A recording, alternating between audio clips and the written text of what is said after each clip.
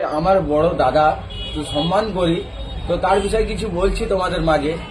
যে দেখো, ও আছে স্পন্দনে ভর্তি। আমি শুনে কিরম অবাক, মানে শুনেছি অনেক আগে। আর আমি গেছিলাম আগামীকাল ওর মাঠে।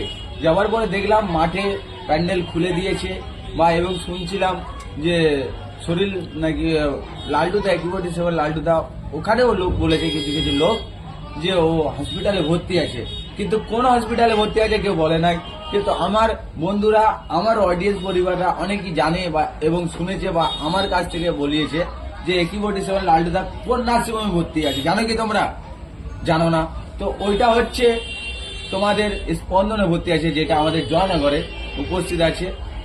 তো এর মধ্যে অনেক ভালোবাসা লুকানো, এর মধ্যে অনেক, আমি বললে তুমি বিশ্বাস করবে না, রাতের পর রাত, দিনের পর দিন ওই মানুষটা কতটা কষ্টের মধ্যে আমাদেরকে সুবিধা দেওয়ার জন্য, ওই যে খেলার টুর্নামেন্টটা চালানোর জন্য একটা জিম্মেদারি নিয়েছিল, সেই জিম্মেদারিটা পুরো করতে পারলো না।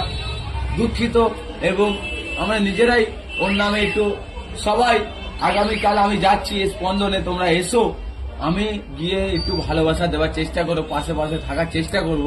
কারণ ওই মানুষটা সুস্থ হলে যদি বা কিছু আমরা আপডেট পেতে পারি, বা কিছু একটা ছোটখাটো তো কিছু একটা করবে, সেইটার জন্য আমরা যাব বা এবং আলোচনা করব ওই মানুষটার নামে।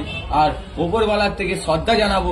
আর আমরা চাইবো একটু ভালোবাসা দেওয়ার জন্য, ওই ওপরওয়ালার যদি চাই একটু শরীরটাও তাড়াতাড়ি সুস্থ হতে পারে, তার জন্য আমরা কৃতজ্ঞতা জানাবো, বা এবং আমরা ভালোবাসা দেওয়ার বেশি বেশি ভিডিওটা শেয়ার করব, ভালোবাসা দেওয়ার জন্য পাশে থাকবো।